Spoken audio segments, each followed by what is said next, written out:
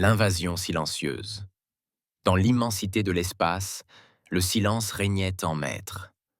Pourtant, dans ce silence cosmique, l'humanité s'apprêtait à affronter son plus grand défi.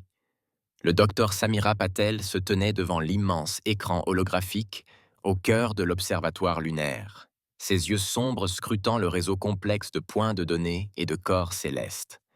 Quelque chose clochait. Elle n'arrivait pas à mettre le doigt dessus, mais des années d'études du cosmos avaient aiguisé son instinct jusqu'au fil du rasoir. Ra-e. Elle appela l'assistante oculaire de l'observatoire. Lancez un scan approfondi du secteur 17 en vous concentrant sur les anomalies gravitationnelles. Certainement, Dr Patel, répondit l'IA d'une voix calme et rassurante, lançant le scan approfondi. Cela pourrait prendre plusieurs minutes. Alors qu'elle travaillait sur l'IA aérienne, l'esprit de Samira se remémora les événements qui l'avaient menée à cet instant. L'humanité avait fait ses premiers pas dans le système solaire, établissant des bases sur la Lune et Mars. La découverte de l'élément 115, baptisé Stellarium, avait révolutionné les voyages spatiaux, permettant des communications plus rapides que la lumière et le développement de puissants boucliers énergétiques. Pourtant, malgré tous leurs progrès, les humains n'avaient trouvé aucun signe de vie extraterrestre intelligente. Jusqu'à présent. Scan terminé, annonça Araya, ramenant Samira au présent. Anomalie détectée dans le secteur 17. Distorsion gravitationnelle compatible avec la présence de multiples objets de grande taille. Cependant, aucune confirmation visuelle n'est possible. Le cœur de Samira s'emballa. Technologie de camouflage, murmura-t-elle. Eria, alerte immédiatement le Conseil de défense de la Terre unie. Priorité alpha. En quelques heures, la salle de guerre de l'UEDC était devenue une véritable ruche. Chefs militaires, scientifiques et politiciens du monde entier se rassemblèrent, le visage sombre, absorbés par les implications de la découverte du Dr Patel. L'amiral Chen Wei, vétéran du conflit colonial martien, se tenait au bout de la table. « Mesdames et messieurs », commença-t-il d'une voix assurée malgré la tension ambiante. Il semble que nous ne soyons plus seuls dans l'univers, et nos visiteurs ne semblent pas intéressés à se faire des amis. Des écrans holographiques s'allumèrent, indiquant la taille et la position estimée de la flotte extraterrestre masquée. C'était une machine gigantesque, éclipsant facilement les forces spatiales combinées de la Terre. Comment ont-ils pu s'approcher si près sans que nous le remarquions? Demanda la générale Sarah O'Connor, son accent irlandais s'accentuant sous l'effet de la colère. Le docteur Patel s'avança. Leur technologie de camouflage est unique en son genre. Elle ne se contente pas de courber la lumière. Elle semble déformer l'espace lui-même autour de leur vaisseau. Sans les effets gravitationnels, nous ne les aurions peut-être jamais détectés. La salle se tut tandis que les implications s'imposaient. L'humanité faisait face à une force extraterrestre technologiquement supérieure qui avait réussi à passer inaperçue. L'amiral Chen reprit la parole, sa voix tranchant la tension. « Nous sommes peut-être en sous-effectif, mais pas vaincus. L'humanité a déjà affronté des menaces d'extinction et y a survécu. Nous recommencerons. » Il se tourna vers un homme grand et mince debout dans un coin. « Dr Nikolai Volkov, je crois qu'il est temps de dévoiler le projet Aegis. » Volkov s'avança, les yeux brillants d'un mélange d'excitation et d'appréhension. Le projet Aegis est un système de défense planétaire inédit. Il utilise notre technologie Stellarium d'une manière que nous commençons à peine à comprendre. Tandis que Volkov expliquait les subtilités du système, impliquant un réseau de satellites capables de générer un bouclier énergétique massif autour de la planète entière, l'ambiance dans la salle passa du désespoir à un espoir prudent. « Il y a juste un problème, » conclut Volkov. « Nous ne l'avons pas testé à pleine puissance. Les besoins énergétiques sont énormes et il existe un risque de déstabilisation du champ magnétique terrestre en cas de problème. » L'expression de l'amiral Chen se durcit. L'alternative est une invasion extraterrestre et une possible extinction. Docteur, je pense que nous sommes tous d'accord pour dire que le jeu en vaut la chandelle. Tandis que l'UEDC mobilisait les défenses terrestres, la vie de la plupart des habitants de la planète continuait normalement. La décision avait été prise de garder secrète la présence extraterrestre pour éviter la panique. Mais dans les laboratoires et les bases militaires du monde entier, hommes et femmes travaillaient sans relâche pour se préparer à la tempête imminente. En orbite autour de Mars, la capitaine Zara Rodriguez de l'USS Horizon observait son équipage effectuer des exercices de combat pour la 1000e fois. L'Horizon était le vaisseau de guerre le plus avancé de la Terre, équipé d'armes et de boucliers propulsés par Stellarium. Mais même elle savait que cela pourrait ne pas suffire contre l'armada extraterrestre. « Capitaine !» cria son second. « Nous recevons une transmission prioritaire de l'amiral Chen. » Le cœur de Zara se serra en écoutant le message de l'amiral. Le cœur de Zara se serra en écoutant le message de l'amiral. Les extraterrestres avaient commencé à se déplacer, leur flotte massive avançant lentement mais inexorablement vers la Terre. L'Horizon, ainsi que le reste de la flotte de défense martienne, étaient rappelés pour une dernière bataille afin de défendre la planète natale de l'humanité. Alors que l'Horizon s'apprêtait à sauter sur Terre, Zara s'adressa à son équipage. « Je ne vais pas vous mentir, » dit-elle d'une voix ferme. « Nous affrontons un ennemi comme nous n'en avons jamais rencontré. Mais souvenez-vous de ceci. Nous sommes les gardiens de la Terre, le bouclier qui protège des milliards de vies. Quoi qu'il arrive, nous ne nous enfuirons pas silencieusement dans la nuit. Nous nous déchaînerons contre la mort de la lumière. Pour la Terre. » La réponse de l'équipage fut tonitruante, un rugissement de défi qui sembla faire trembler les étoiles. De retour sur Terre, dans une installation secrète au cœur des Rocheuses, le docteur Patel travaillait d'arrache-pied aux côtés du docteur Volkov pour mettre en service le projet Age. Le sort de l'humanité reposait sur leurs épaules, et le poids de cette responsabilité était écrasant. « Samira », dit doucement Nikolai, utilisant son prénom pour la première fois depuis leur rencontre. « Si ça ne marche pas. » Elle le coupa d'un regard féroce. « Ça marchera. Il le faut. » Tandis qu'il procédait au dernier réglage du système Aegis, des alarmes retentirent dans toute l'installation. Sur les écrans du monde entier, le même message clignotait. Alerte. Appel de Mugult. OBE GCT non identifié. Ticket, entrant en orbite lunaire.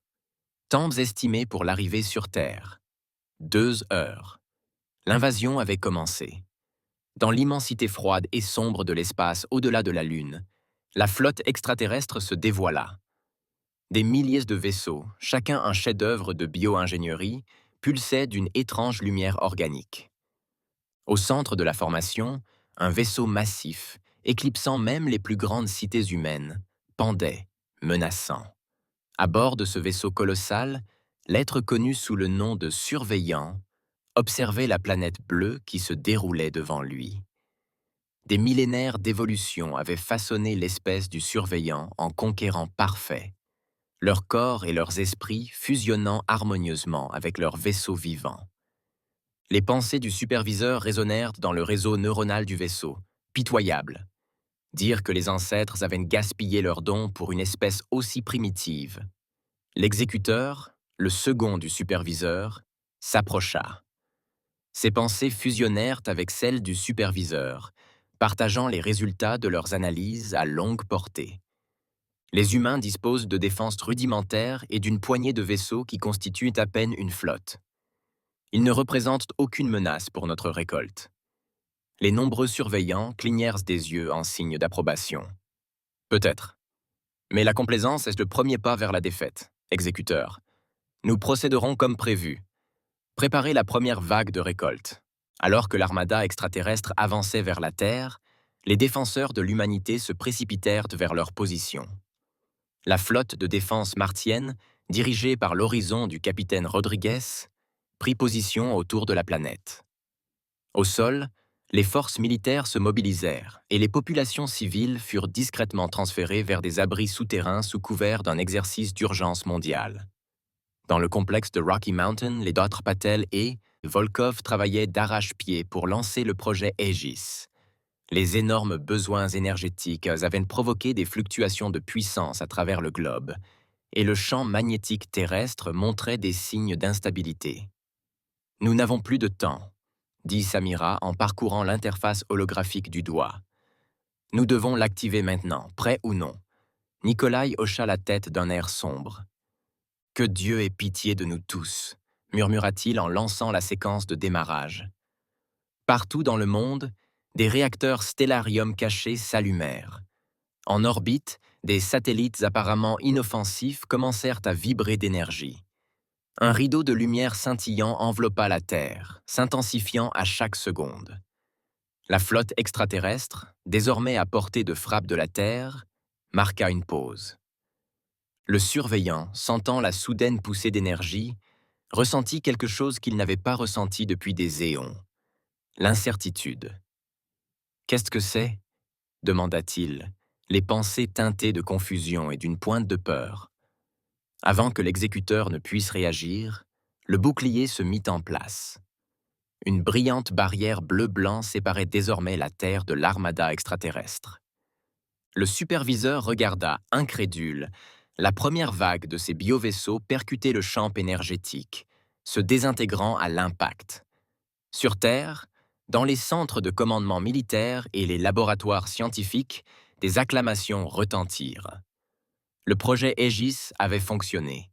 Il disposait d'une défense contre la force extraterrestre apparemment invincible. Mais la victoire fut de courte durée.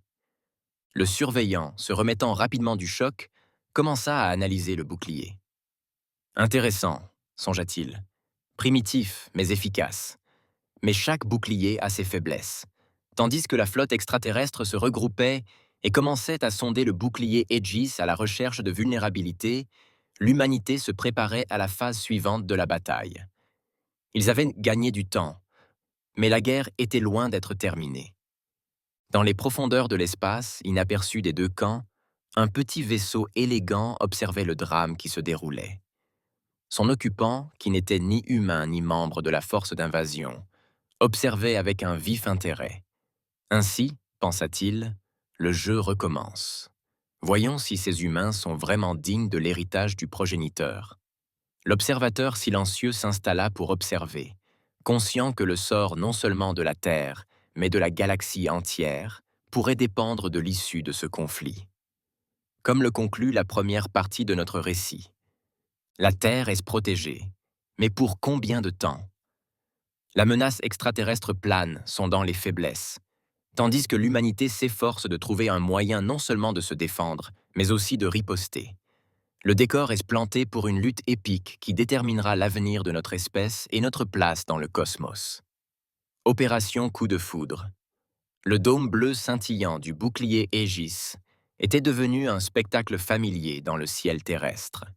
Rappel constant de la menace extraterrestre qui planait juste derrière son étreinte protectrice. 2 semaines s'étaient écoulées depuis la première rencontre, et le monde retenait son souffle, attendant le choc. Dans la salle de guerre du Conseil de défense de la Terre unie, l'amiral Chen Wei étudiait l'affichage holographique de la flotte extraterrestre. L'immense armada s'était déployée, encerclant la Terre comme un nœud coulant. Des sondages occasionnels testaient Kent à la résistance du bouclier, mais jusqu'ici, Aegis avait tenu bon. « Ils sont patients », remarqua le général O'Connor d'une voix teintée de respect réticent, attendant que nous fassions une erreur ou que le bouclier lâche. L'amiral Chen hocha la tête d'un air sombre, et nous ne pouvons pas rester éternellement sur la défensive. Dr. Volkov, où en est le projet Aegis?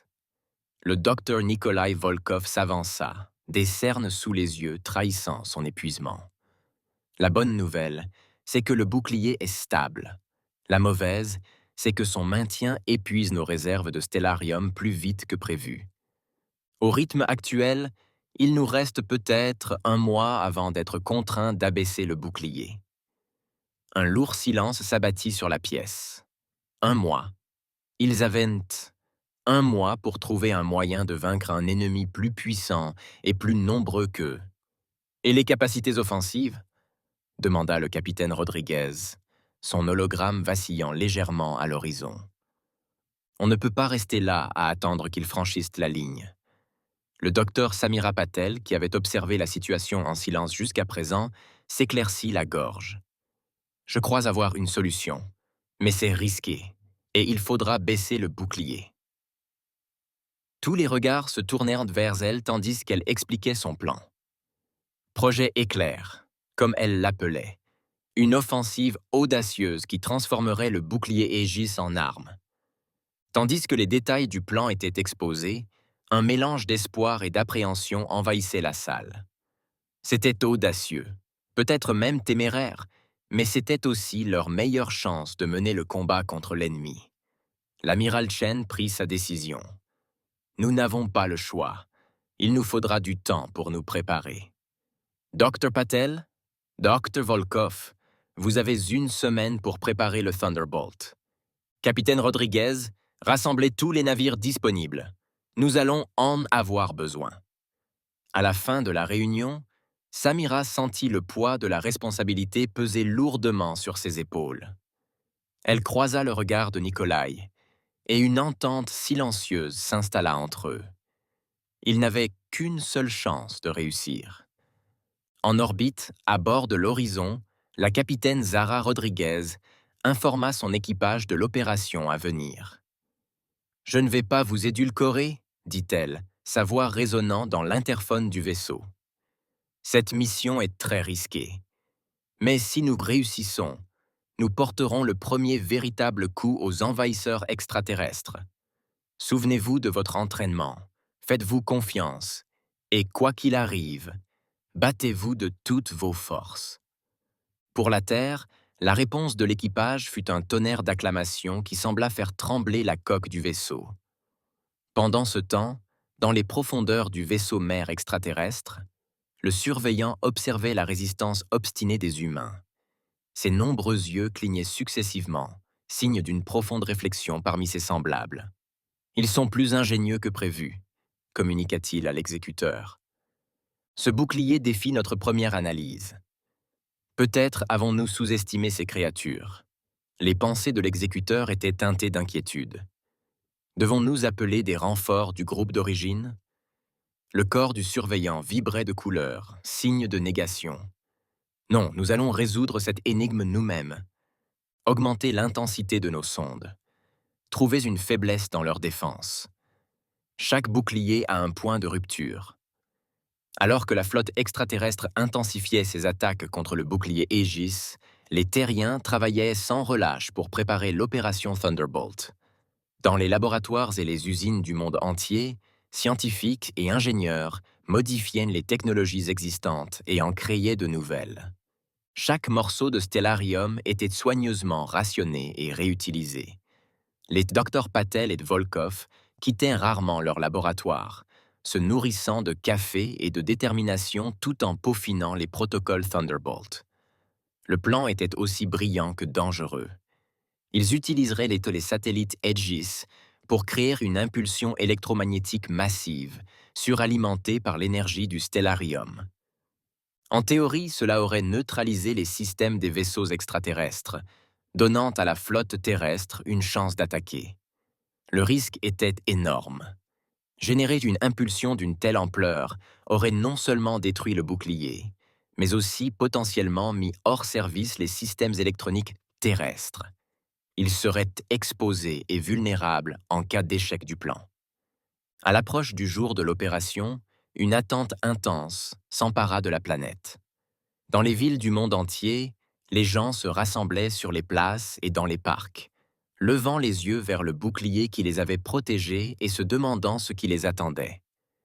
Dans un petit appartement de New Delhi, un jeune garçon nommé Arjun pressa sa main contre la fenêtre, percevant le léger bourdonnement du bouclier Aegis. « Maman, » demanda-t-il, « est-ce que tout va bien se passer ?» Sa mère, technicienne travaillant sur le projet Thunderbolt, le serra fort dans ses bras. « Nous devons y croire, Beta. Les plus grands esprits du monde œuvrent pour notre sécurité. Des scènes similaires se sont déroulées partout dans le monde, tandis que l'humanité se préparait à la bataille à venir. Le jour de l'opération Thunderbolt s'est levé clair et lumineux. Dans la salle de guerre, l'amiral Chen a donné le briefing final aux chefs militaires et au personnel clé du monde entier. Aujourd'hui, nous combattons l'ennemi, dit-il d'une voix ferme et résolue. Nous sommes sur la défensive depuis assez longtemps. Il est temps de montrer à ces envahisseurs que l'humanité ne disparaîtra pas sans bruit. Nous ne disparaîtrons pas sans combattre. Nous continuerons à vivre. Nous survivrons. Tandis qu'il parlait, la flotte terrestre prenait position. Tous les vaisseaux capables de voler avaient été mis en service. Des croiseurs à propulsion Stellarium les plus récents aux vaisseaux civils modernisés. Au cœur de la formation, l'Horizon se tenait prêt, ses armes prêtes et son équipage paré à toute éventualité. Dans le centre de contrôle du projet Aegis, les docteurs Patel et Volkov effectuaient leurs dernières vérifications. Les satellites modifiés étaient en position, chacun une bombe électromagnétique à retardement prête à être déclenchée. « Tous les systèmes sont opérationnels », annonça Samira d'une voix tendue. « J'attends vos ordres, amiral. » L'amiral Chen prit une profonde inspiration, sentant le poids de l'histoire peser sur ses épaules. Lancer l'opération Tonnerre. À ces mots, le plus grand pari de l'histoire de l'humanité commença. Le bouclier de l'égide vacilla et s'éteignit, laissant la Terre exposée pour la première fois depuis 2 semaines. L'espace d'un instant, un calme inquiétant s'installa sur le champ de bataille. Puis, l'enfer se déchaîna. La flotte extraterrestre, sentant l'effondrement du bouclier, s'élança. Mais elle était tombée dans le piège de l'humanité. Alors qu'elle franchissait le seuil où se trouvait le bouclier, le docteur Patil activa l'impulsion de foudre. Une vague d'énergie aveuglante jaillit des satellites Aegis, submergeant l'armada extraterrestre. Les vaisseaux s'éteignirent les uns après les autres, leurs systèmes biomécaniques étant surchargés par l'énorme surtension électromagnétique. « Ça a marché !» cria le docteur Volkov, son calme habituel se fendant d'excitation. Leurs vaisseaux sont hors d'état de nuire. Mais la victoire fut de courte durée. À mesure que l'impulsion se dissipait, il devint évident que tous les vaisseaux extraterrestres n'avaient pas été touchés. Le vaisseau mère, protégé par son immense taille et son blindage avancé, restait opérationnel. « Tous les vaisseaux, engagez le combat !» ordonna l'amiral Chen. « Éliminez autant de vaisseaux désemparés que possible avant qu'ils ne se rétablissent. » La flotte terrestre passa à l'action. Lasers et missiles propulsés au stellarium sillonnèrent de l'espace, s'abattant sur les vaisseaux extraterrestres vulnérables.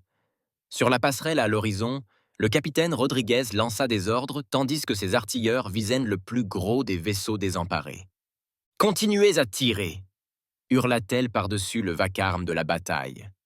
Ne leur laissez pas le temps de se regrouper. Pendant quelques minutes glorieuses, l'humanité sembla sur le point d'arracher une victoire improbable aux griffes de la défaite. Des dizaines de vaisseaux extraterrestres explosèrent ou dérivèrent impuissants dans l'espace, proie facile pour la flotte humaine. Mais le cours de la bataille changea rapidement. Le vaisseau mère extraterrestre, se remettant du choc initial de l'attaque, commença à émettre une étrange énergie pulsée. Les vaisseaux désemparés à proximité commencèrent à se recharger, leur système biomécanique se régénérant à une vitesse stupéfiante. « Impossible », murmura le docteur Patel en observant les relevés des capteurs. « Il se répare tout seul. » L'Overseer, dont la conscience était directement liée au vaisseau mère, ressentit une vague d'admiration. « Intelligent », pensa-t-il. « Ces humains sont pleins de surprises. Mais maintenant, c'est notre tour. » D'une pensée, l'Overseer libéra toute la puissance de sa flotte récupérée.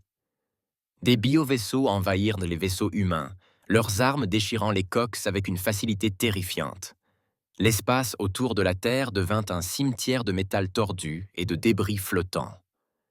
À l'horizon, le capitaine Rodriguez luttait pour maintenir son vaisseau intact, touché après touché. « Manœuvre d'évitement !» criait-elle, Sortez-nous d'ici. Mais il n'y avait nulle part où fuir. Les vaisseaux extraterrestres étaient plus rapides, plus agiles et apparemment invulnérables aux dégâts. Un par un, les défenseurs de la Terre tombaient. Dans la salle de guerre, l'amiral Chen regardait avec horreur la bataille tourner à la déroute. « Faites sortir notre peuple de là », ordonna-t-il d'une voix lourde de défaite. Sauver des vies est plus important qu'un ultime combat désespéré. Tandis que les vestiges de la flotte terrestre se retiraient, l'armada extraterrestre étendit son avantage. Le vaisseau mère se plaça en orbite basse, sa forme massive masquant le Soleil sur une grande partie de la planète.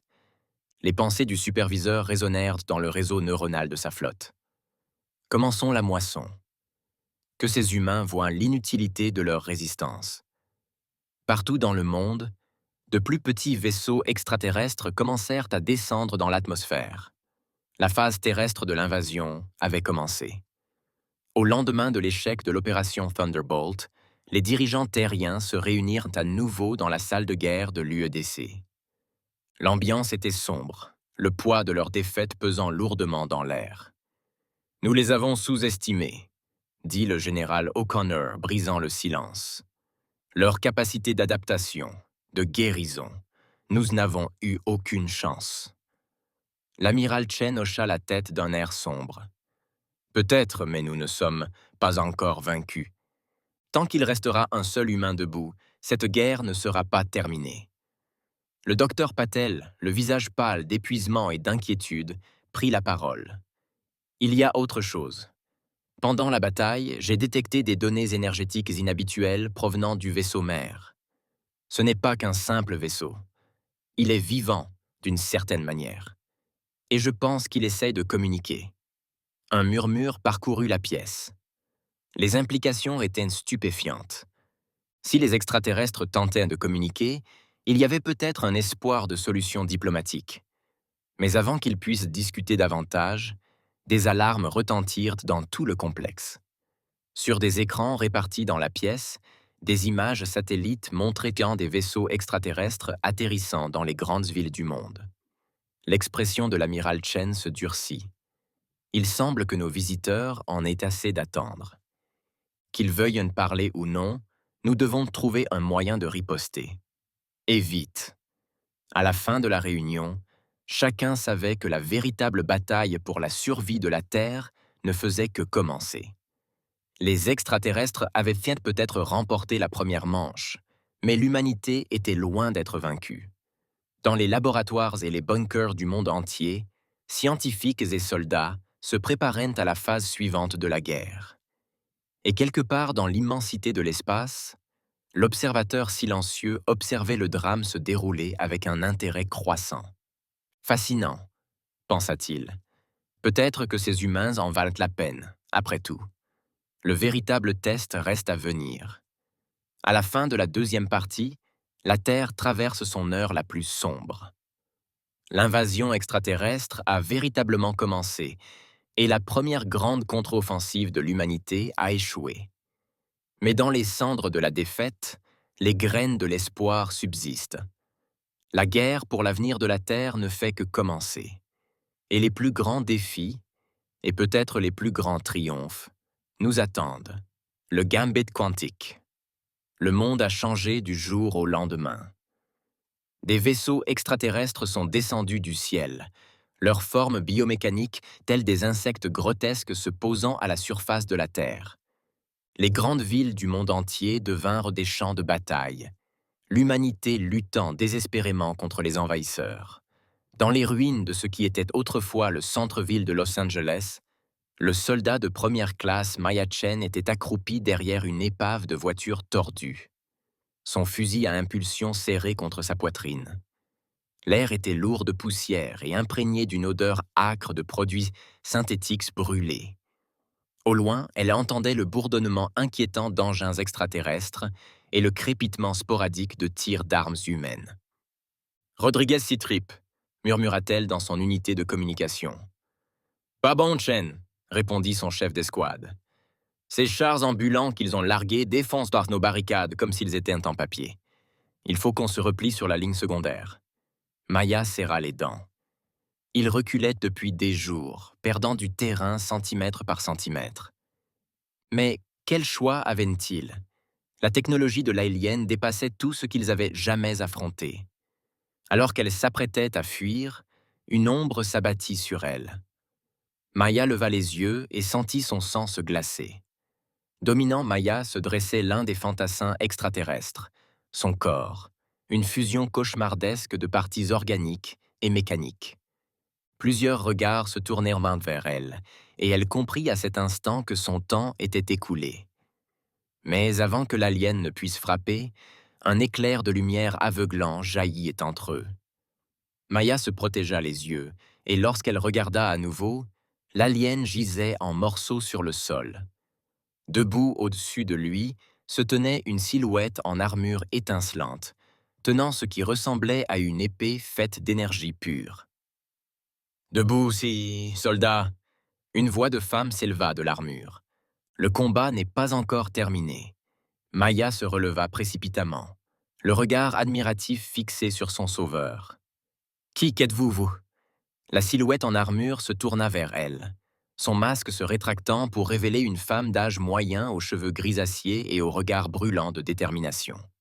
Colonel Akira Tanaka, division des projets spéciaux. Et ceci, dit-elle en désignant son armure et son arme, est le nouvel espoir de l'humanité. Partout dans le monde, des scènes similaires se déroulaient.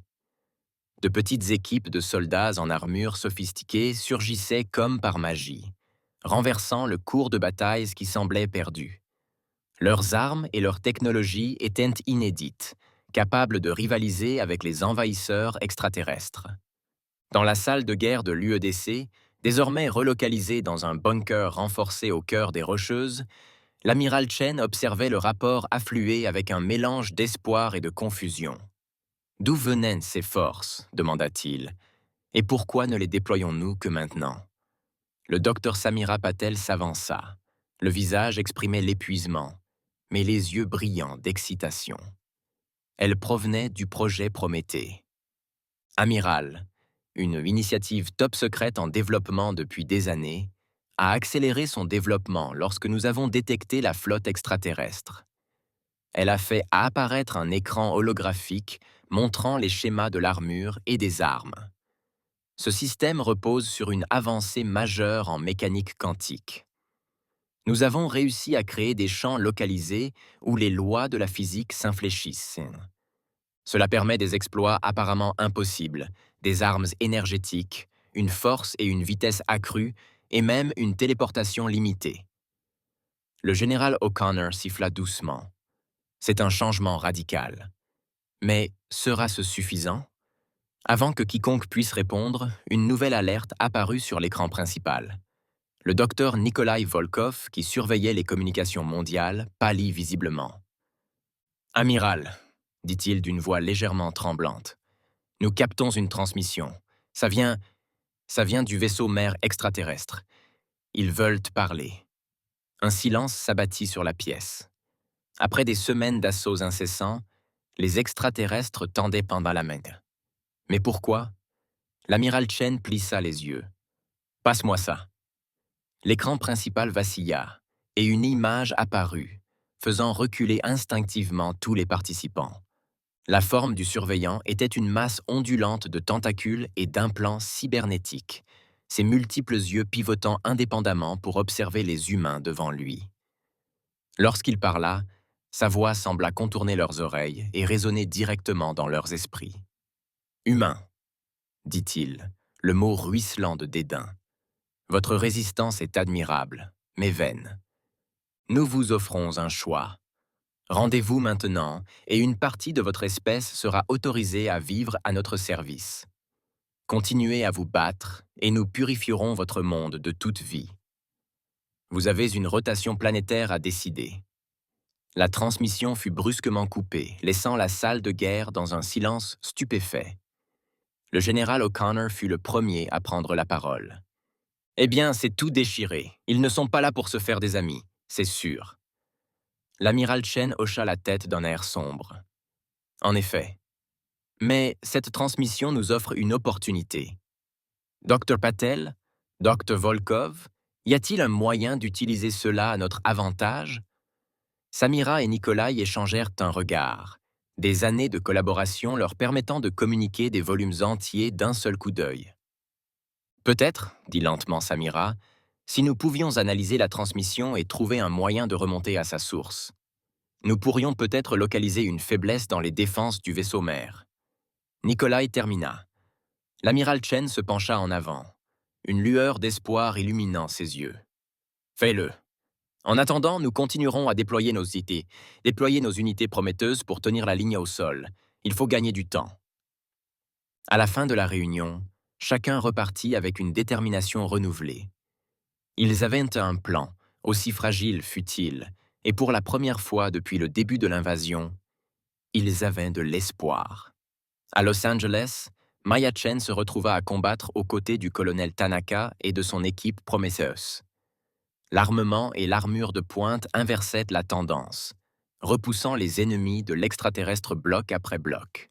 « Comment ça marche ?» demanda Maya en regardant Tanaka traverser un mur pour encercler un médecin extraterrestre. Tanaka sourit, l'air féroce derrière son masque. « Honnêtement, je n'en comprends que la moitié. Une histoire de champ quantique et de manipulation des probabilités. Tout ce que je sais, c'est que ça marche et que ça nous donne une chance de nous en sortir. » Tandis qu'il se battait, Maya ne put s'empêcher de ressentir une vague de fierté.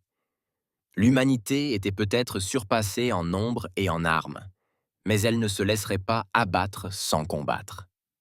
Pendant ce temps, en orbite, le vaisseau mère extraterrestre planait tel un nuage malveillant au-dessus de la Terre. À l'intérieur de sa chambre centrale caverneuse, le superviseur communiquait avec les systèmes vivants du vaisseau. Sa conscience s'est étendue à toute la flotte. Les humains ont continué à résister. Il a communiqué avec l'exécuteur. Leurs nouvelles armes sont inquiétantes. Peut-être avons-nous sous-estimé leur capacité d'adaptation.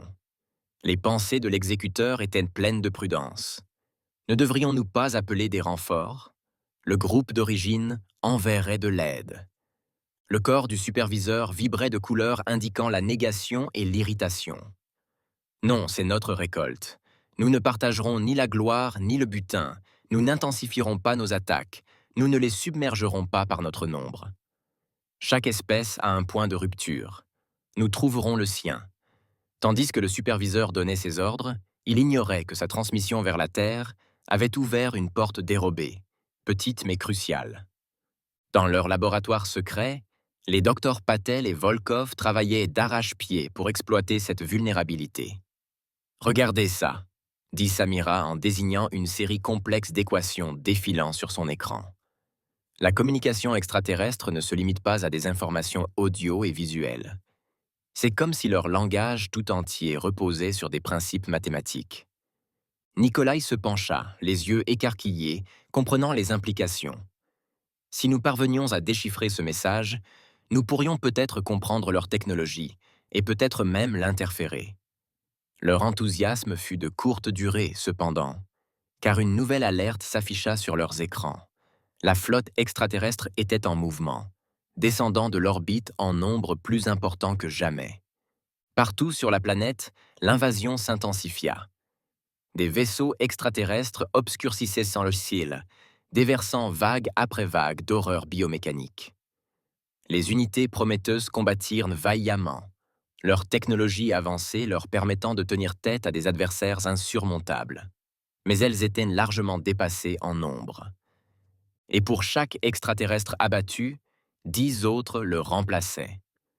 À New York, la statue de la liberté s'est effondrée, renversée par un gigantesque extraterrestre. À Pékin, la cité interdite est devenue un champ de bataille, ses pierres antiques calcinées par les armes énergétiques. Les pyramides de Gizeh, debout depuis des millénaires, se sont effondrées sous les bombardements extraterrestres. L'humanité a riposté avec toutes ses forces. L'armée conventionnelle soutenait les unités Prometheus, gagnant du temps au prix de leur vie. Des milices civiles se formèrent dans les territoires occupés, menant une guérilla contre les envahisseurs. Chaque élément de technologie, chaque once d'ingéniosité et de courage humain furent mis au service du combat. Mais ce ne fut pas suffisant. Ville après ville, pays après pays, les défenses terrestres furent débordées. La marée extraterrestre semblait inéluctable. Dans le bunker de l'UEDC, l'amiral Chen observait avec un désespoir grandissant l'écran holographique de la Terre se colorer lentement de rouge, indiquant un territoire sous contrôle extraterrestre. « Nous avons besoin de plus de temps », plaida le docteur Padil. « Nous sommes proches d'une percée. Si seulement nous pouvions tenir encore un peu. » Le visage de l'amiral Shin était sombre. « Le temps s'est écoulé, docteur. Il nous faut un miracle. » Comme en réponse à ces paroles, une nouvelle alerte retentit sur l'écran principal.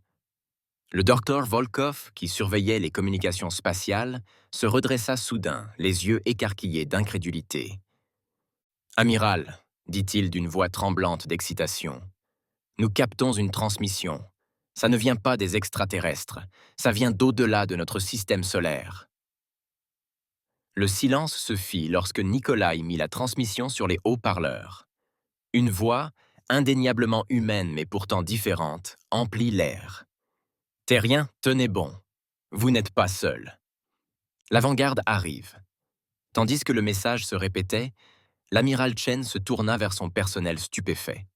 « Il semble, dit-il d'une voix émerveillée, que l'univers nous réserve d'autres surprises.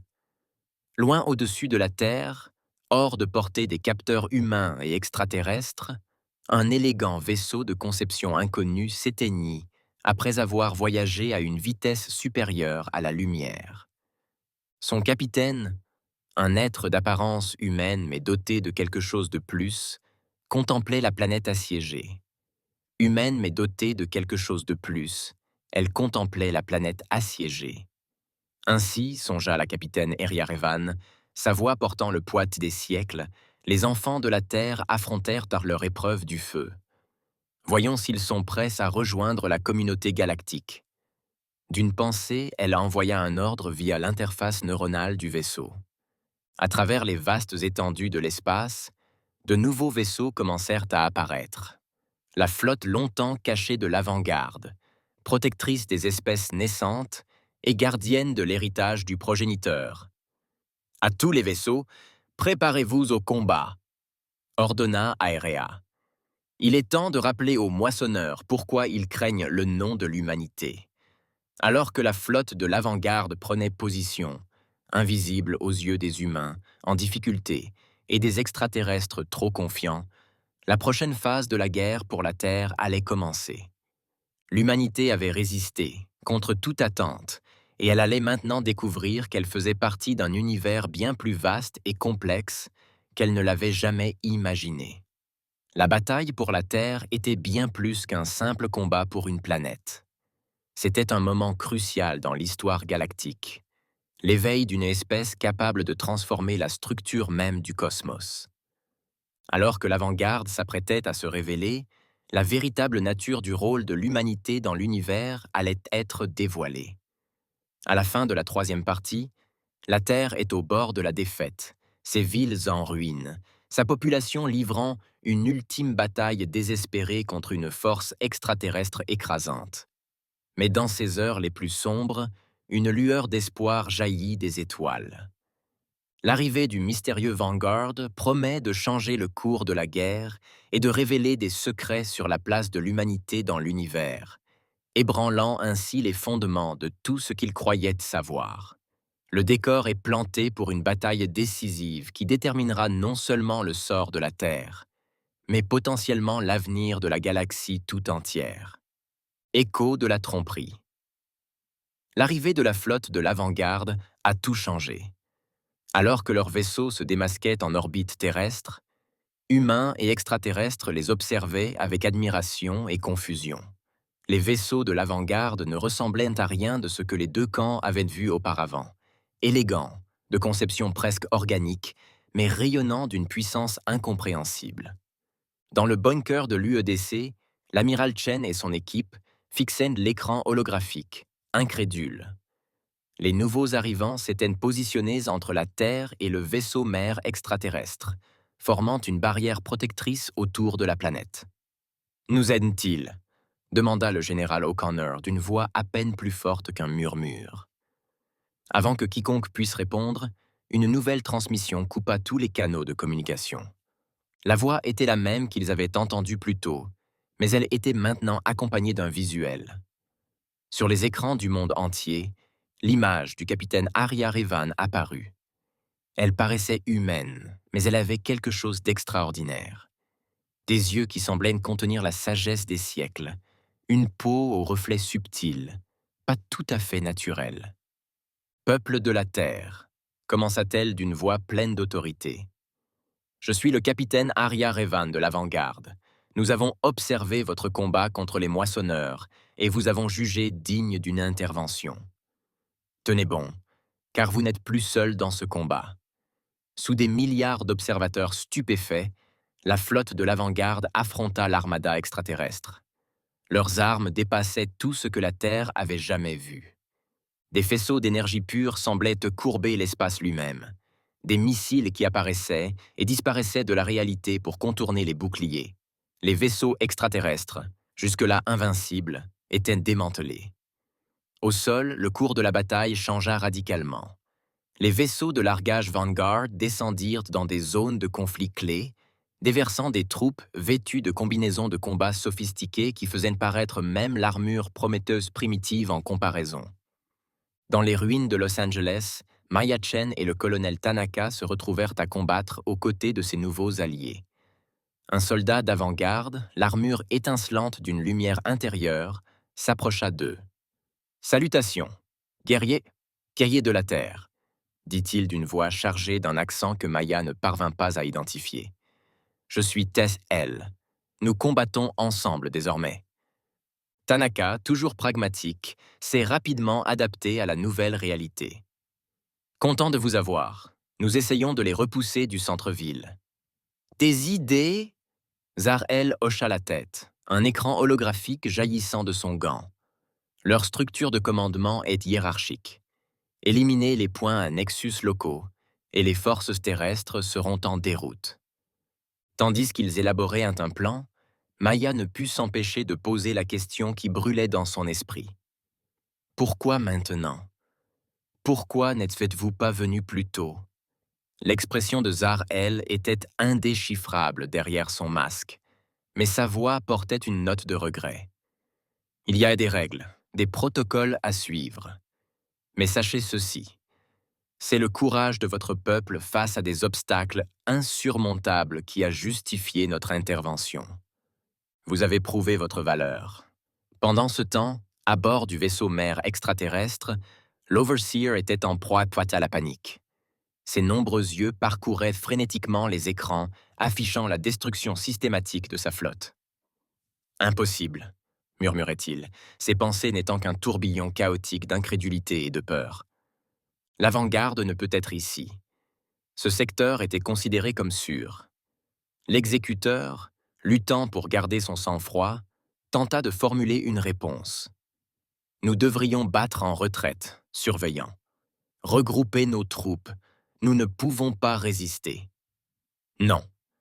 Les pensées du surveillant se déchaînèrent, forçant l'exécuteur à reculer. « Nous ne pouvons pas échouer. La récolte doit continuer. Détournez toute l'énergie vers l'arme principale. Nous purifierons tout ce système s'il le faut. » Alors que le vaisseau mère extraterrestre commençait à vibrer d'une énergie menaçante, l'ampleur réelle de la menace devint évidente. De retour dans le bunker de l'UEDC, les Dr Patel et les Volkov travaillaient d'arrache-pied pour déchiffrer les communications extraterrestres interceptées.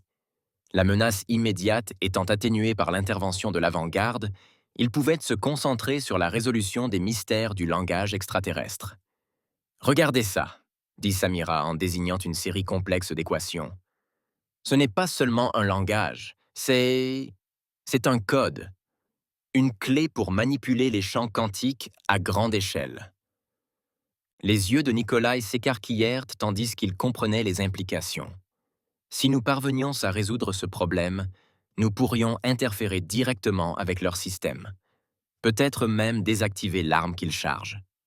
Pendant qu'il travaillait, l'amiral Chen reçut une communication prioritaire du capitaine Revan. Son visage apparut sur l'écran principal, l'air grave. Amiral, nous avons détecté une accumulation massive d'énergie dans le vaisseau mère extraterrestre.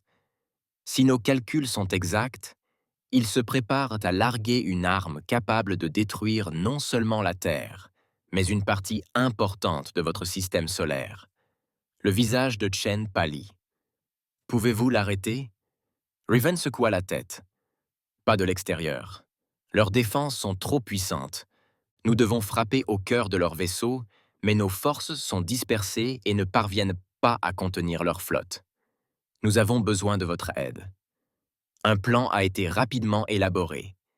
L'avant-garde créerait une brèche dans les défenses du vaisseau mère, permettant à une petite équipe de s'infiltrer et de désactiver l'arme de l'intérieur. Mais cette équipe devrait inclure des humains. Leur technologie quantique unique, combinée à leur connaissance intime de l'ennemi, les rendait indispensables au succès de la mission. Le colonel Tanaka, avec son armure Prometheus et son expérience du combat, était le choix évident pour quitter le contingent humain. À la surprise générale, le docteur Patel se porta volontaire pour rejoindre l'équipe. « J'ai passé des semaines à étudier leur langage et leur technologie », affirma-t-elle. « Vous aurez besoin de moi pour interagir avec leur système. » Malgré les protestations du docteur Volkov et d'autres, la décision fut prise. Le destin de la Terre, et peut-être même de tout le système solaire, reposerait sur cette petite équipe humaine d'avant-garde. Alors que les préparatifs de la mission commençaient, une découverte surprenante fut faite. L'observateur silencieux, l'être qui avait observé le conflit depuis l'ombre, se révéla. Il s'agissait d'un ancêtre, appartenant à l'ancienne race qui avait semé la vie dans la galaxie il y a des éons. Le vaisseau du progéniteur se dévoila près de la flotte de l'avant-garde, provoquant une véritable effervescence. Le capitaine Rivan elle-même parut surprise par ce développement. « C'est sans précédent », murmura-t-elle. Les progéniteurs n'interviennent plus directement dans les affaires galactiques depuis des millions d'années. Le progéniteur, un être d'énergie et de lumière à peine contenu dans une forme humanoïde, communiquait directement avec les esprits des individus clés des deux camps. Le temps était venu. Ses pensées résonnèrent, portant le poids d'une éternité. L'épreuve était terminée. L'humanité a prouvé sa valeur, non seulement par son courage, mais aussi par sa compassion et son ingéniosité. Mais le véritable test reste à venir. Alors que le message de l'ancêtre pénétrait, le docteur Patel réalisa une révélation bouleversante. Elle se tourna vers l'amiral Chen, les yeux écarquillés de compréhension. « Amiral, » dit-elle d'une voix tremblante, « je ne pense pas que cette invasion soit ce que nous pensions. Les moissonneurs, l'avant-garde et même les ancêtres, tout cela fait partie de quelque chose de plus vaste. Un test, une épreuve pour notre espèce tout entière. » Chen fronça les sourcils. « Que dites-vous, docteur ?» je dis. Samura répondit que tout ce que nous avons vécu, l'invasion, nos avancées technologiques et même l'arrivée de l'avant-garde, tout cela pourrait n'être qu'une simulation élaborée, une réalité construite pour tester la réponse de l'humanité à une menace cosmique. Les implications étaient stupéfiantes. Si cela était vrai, cela signifiait que le sort de l'humanité ne dépendait pas seulement de sa capacité à repousser une invasion, mais de ses choix, de sa moralité, de sa nature même en tant qu'espèce. Alors que l'équipe d'infiltration se préparait pour sa mission, cette nouvelle compréhension ajoutait une complexité supplémentaire à sa tâche. Il ne s'agissait pas seulement d'arrêter une arme. Il s'agissait de prouver la valeur de l'humanité à l'échelle cosmique. Le colonel Tanaka, le docteur Patel et leurs alliés d'avant-garde embarquèrent à bord d'une navette furtive, prêts à entreprendre leur mission désespérée. Alors qu'ils approchaient du vaisseau mère extraterrestre, Tanaka se tourna vers son équipe. « Souvenez-vous, » dit-elle d'une voix ferme malgré la lourdeur de leur tâche. « Quoi qu'il arrive là-bas, quoi que nous affrontions, nous ne nous battons pas seulement pour la Terre. Nous nous battons pour l'idée même d'humanité. Montrons à l'univers de quoi nous sommes faits. » Sur ce, La navette franchit la brèche dans les défenses du vaisseau mère, emportant avec elle les espoirs non seulement de la Terre, mais potentiellement de toute l'humanité. À bord du vaisseau mère, l'équipe se retrouva dans un environnement défiant les conventions de la physique. Les couloirs se déplaçaient et se reformaient. La gravité fluctuait violemment, et l'air lui-même semblait animé d'intentions malveillantes. Restez concentrés, avertit Tsar El, tandis qu'il naviguait dans ce labyrinthe en perpétuel changement. Le vaisseau est vivant, en un sens.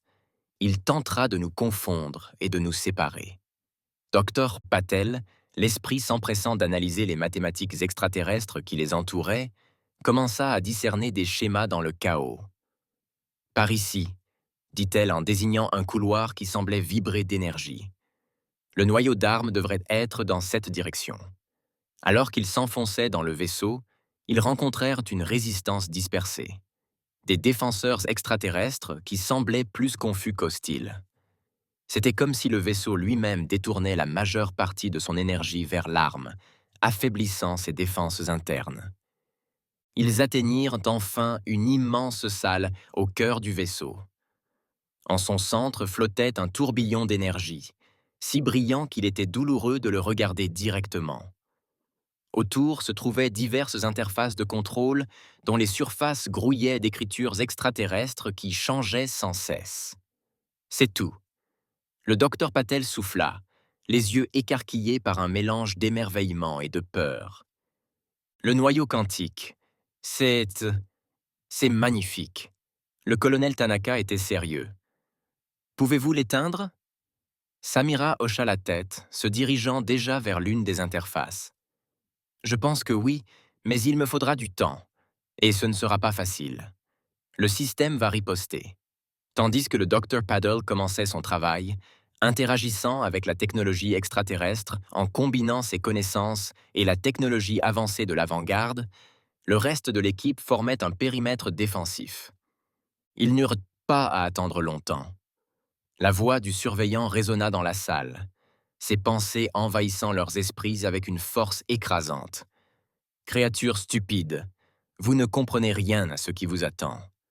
La moisson est éternelle, nécessaire. Votre résistance ne condamne pas seulement vous-même, mais d'innombrables mondes. Alors que la voix s'éteignait, la salle s'anima de défense. Des essaims de nanorobots se formèrent en forme mortelle. Des rayons d'énergie jaillirent d'émetteurs cachés, et le sol sous leurs pieds se mit à onduler et à se déplacer. Le colonel Tanaka et les soldats d'avant-garde combattirent de toutes leurs forces. Leurs armes et armures sophistiquées repoussèrent leurs limites. Mais pour chaque menace neutralisée, deux autres semblaient apparaître. « Combien de temps encore » cria Tanaka par-dessus le vacarme de la bataille, son armure brûlée et cabossée. Presque arrivé, le docteur Patel lança ses doigts survolant l'interface extraterrestre. Le système s'adapte. Mais moi aussi. Encore un peu de temps. Alors que la bataille atteignait son paroxysme, l'équipe tenant à peine face aux assauts des défenses du vaisseau, une lumière aveuglante emplit la salle. Le géniteur se matérialisa au milieu d'eux, tel un phare d'énergie pure. Assez, résonnèrent ses pensées, figeant tout sur place. Le procès est terminé. Le jugement va maintenant être rendu. Dans cet instant de suspension, alors que les humains, Vanguard et le vaisseau extraterrestre lui-même étaient en jeu, la véritable nature de leur épreuve cosmique allait être révélée. Le destin non seulement de la Terre, mais de la galaxie entière, reposait sur les décisions prises dans les instants suivants. Alors que la quatrième partie se conclut, nos héros se trouvent au bord d'une révélation qui ébranlera les fondements de leur compréhension de l'univers. Les frontières entre réalité et simulation, entre amis et ennemis, se sont estompées. Et la simulation entre amis et ennemis s'est estompée. Alors que le géniteur s'apprête à rendre son jugement, la question demeure. L'humanité a-t-elle prouvé sa valeur en rejoignant la communauté galactique ou sera-t-elle jugée insuffisante? L'acte final de ce drame cosmique est sur le point de se dérouler.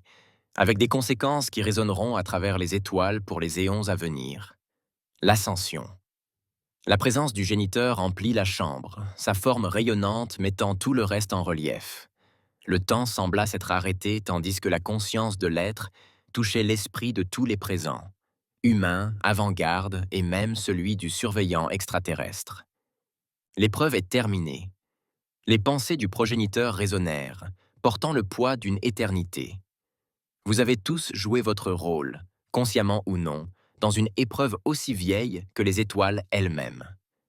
D'un geste, le progéniteur créa un écran holographique scintillant qui emplit la chambre. Il montrait la Terre, mais pas telle qu'il la connaissait. La planète était intacte, épargnée par les ravages de la guerre. À côté, les images de la flotte extraterrestre et des vaisseaux d'avant-garde vacillaient et s'estompaient comme des mirages. Ce que vous avez vécu, poursuivit l'ancêtre, était une simulation d'une ampleur sans précédent. Une épreuve de caractère, de résilience, de l'essence même de la conscience. La révélation les frappa chacun différemment. La main du colonel Tanaka se crispa sur son arme, son instinct de soldat se heurtant à la réalité. Les yeux du docteur Patel s'écarquillèrent de compréhension, son esprit brillant s'activant déjà à saisir les implications. Les soldats d'avant-garde restèrent impassibles, comme si la tournure des événements n'était pas totalement inattendue. Et le surveillant, ses nombreux yeux errants, sembla se replier sur lui-même, sa présence redoutable s'estompant à la lumière de la vérité. Mais pourquoi? Le docteur Pittel retrouva sa voix et s'avança. Pourquoi nous faire subir cela? La dévastation, la perte. La forme du géniteur se transforma, prenant une apparence plus humanoïde pour mieux communiquer avec eux. Pour te préparer, enfant de la Terre. Votre espèce est à l'aube d'un grand bond en avant. Votre maîtrise de la mécanique quantique. Votre développement de la technologie Prometheus. Ce sont les premiers pas vers une véritable civilisation cosmique. Mais un grand pouvoir implique de grandes responsabilités. Des images défilaient sur l'écran holographique. Des mondes en ruine, des systèmes solaires entiers réduits en cendres, les conséquences de guerres menées avec des technologies incompréhensibles pour l'homme. La galaxie est vaste et regorge de merveilles. Le progéniteur continua, mais aussi de dangers inimaginables. Nous devions savoir si l'humanité avait la sagesse d'exercer le pouvoir cosmique de manière responsable. Si elle avait la force d'affronter l'annihilation tout en conservant sa compassion, sa volonté de se protéger, non seulement soi-même, mais aussi les autres. Le colonel Tanaka s'avança, la voix serrée par une colère contenue. Alors tout cela, les morts, la destruction, tout cela était faux, juste une épreuve cosmique. Le géniteur tourna son regard vers elle, les yeux emplis d'un mélange de tristesse et de compréhension. L'expérience était réelle, colonel.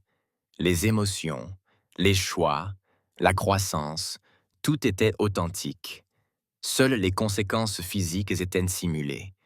Votre peuple se réveillera sur Terre avec le souvenir d'une guerre qui n'a jamais eu lieu physiquement. Mais les leçons apprises, les liens forgés, tout cela est bien réel. Alors que les implications se faisaient jour, le surveillant prit enfin la parole. Ses pensées emplies d'un tourbillon chaotique de confusion et de peur. Et nous, étions-nous de simples marionnettes dans votre grand dessein? L'attention du progéniteur se porta sur l'entité extraterrestre. Vous, surveillants et les vôtres, étiez autrefois comme l'humanité. Une jeune espèce pleine de potentiel. Mais vous avez choisi la voie de la conquête et de la consommation. Cette simulation était autant une chance de rédemption qu'une épreuve pour l'humanité. Vos choix détermineront le destin de votre espèce tout entière. D'un autre geste, le géniteur agrandit l'écran holographique, dévoilant l'immensité de la galaxie. D'innombrables mondes s'y grouillaient de vie, certains familiers, d'autres totalement étrangers.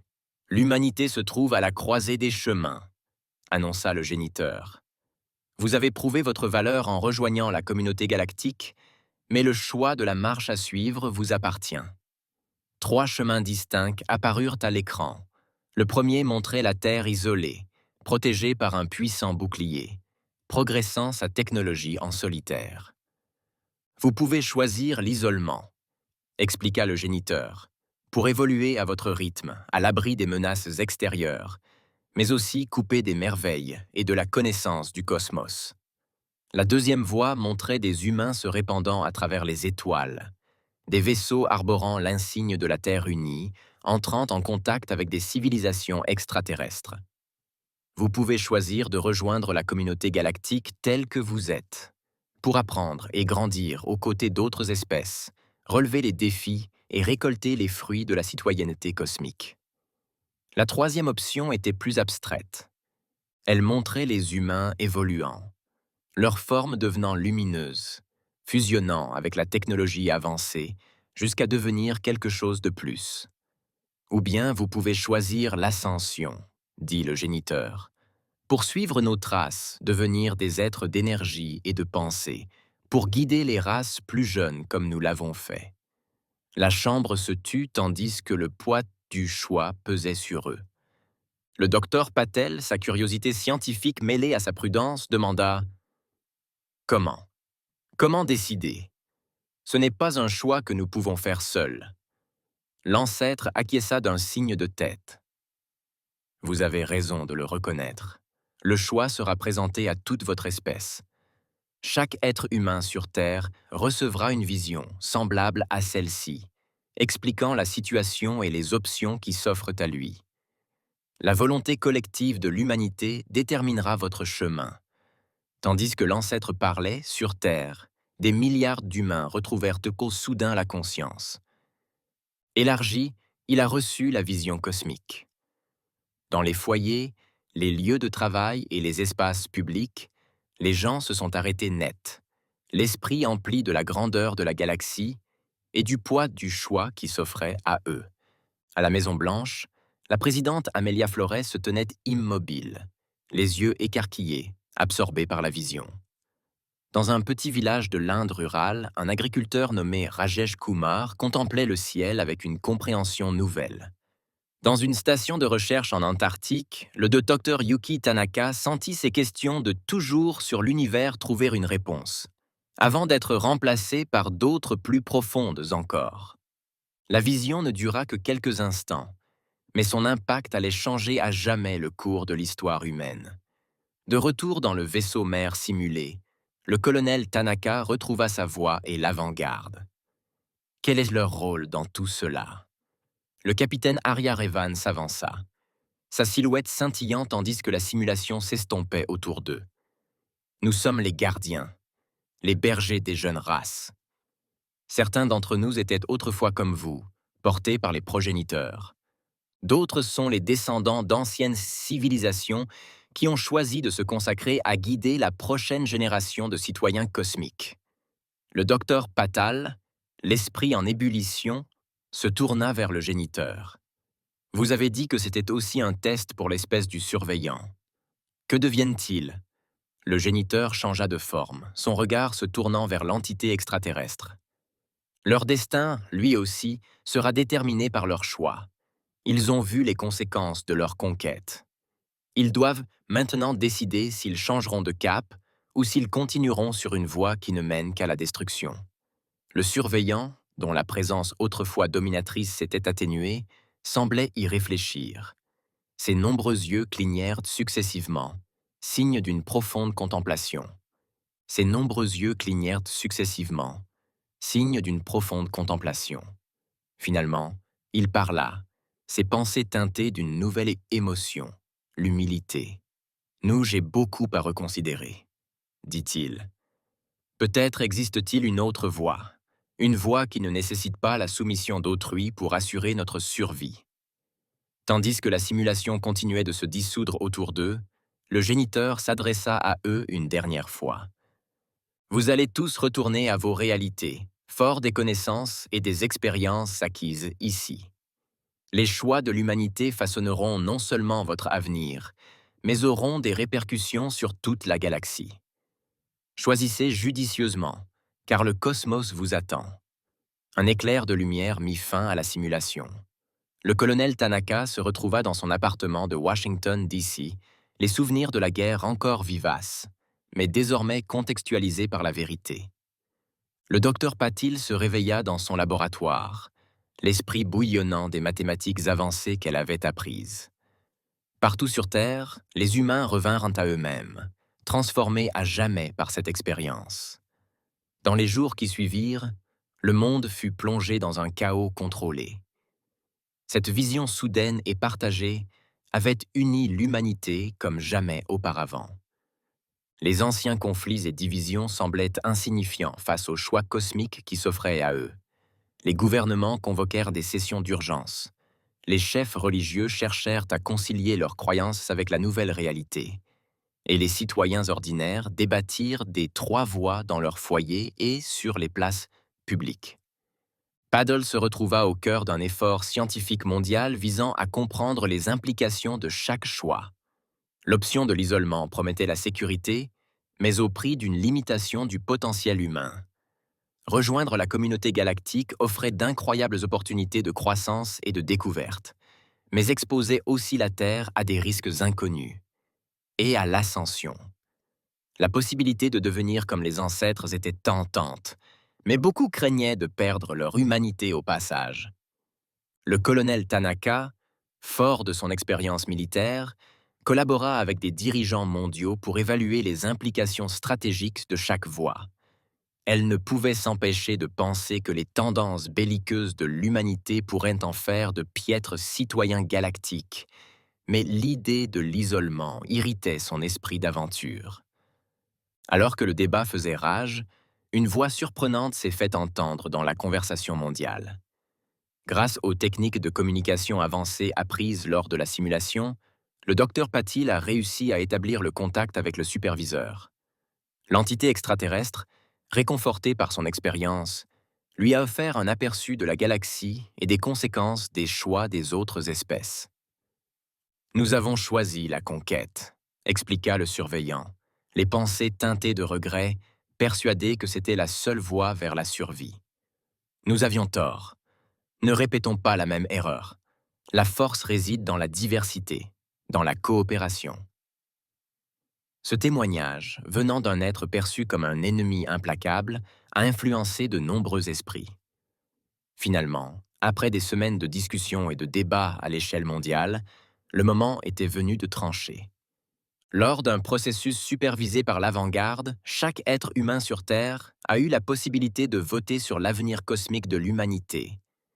Les résultats, une fois arrivés, étaient sans appel. L'humanité avait choisi de rejoindre la communauté galactique. À l'annonce de la décision, un sentiment d'excitation et d'appréhension a parcouru le monde. L'humanité entrait dans une scène bien plus vaste, remplie de merveilles et de dangers inimaginables. Suite à cette décision, les changements se firent rapidement sentir. L'avant-garde établit une ambassade sur Terre, facilitant l'intégration de l'humanité à la société galactique. Le docteur Patil se retrouva à la tête d'une équipe de scientifiques travaillant à l'adaptation de technologies extraterrestres à l'usage humain, repoussant ainsi les limites du possible. Le colonel Tanaka, dont les compétences avaient été affinées par la guerre simulée, fut choisi pour commander le premier véritable vaisseau interstellaire terrestre. Alors qu'elle se tenait sur le pont de l'UES Odyssey, se préparant pour son voyage inaugural, elle ressentit un sentiment de fierté et de détermination qu'elle n'avait jamais connu auparavant. Et loin au-dessus de la Terre, visible de tous telle une étoile scintillante dans le ciel nocturne, l'ancêtre observait. L'humanité avait fait ses premiers pas dans un univers plus vaste. Ils allaient relever des défis, commettre des erreurs et atteindre des sommets dépassant leurs rêves les plus fous. La danse cosmique se poursuivait, un nouveau partenaire prêt à prendre la parole. Alors que l'Odyssée s'apprêtait à effectuer son premier saut plus rapide que la lumière, le colonel Tanaka donna l'ordre qui allait résonner dans toute l'histoire de l'humanité. Nous emmener vers les étoiles. Dans un éclair de lumière, le vaisseau disparut dans l'océan cosmique, emportant avec lui les espoirs et les rêves de toute une espèce. La plus grande aventure de l'humanité commençait. Alors que notre histoire se conclut, nous quittons la Terre à l'aube d'une nouvelle ère. Les défis rencontrés lors de la simulation ont préparé l'humanité aux véritables épreuves qui l'attendent dans les vastes étendues inconnues de la galaxie. Les liens tissés, les leçons apprises et la croissance réalisée serviront de fondement à l'avenir cosmique de l'humanité. Alors qu'ils prennent leur place parmi les étoiles, l'esprit humain de curiosité, de résilience et de compassion sera leur guide dans la grande danse cosmique des civilisations.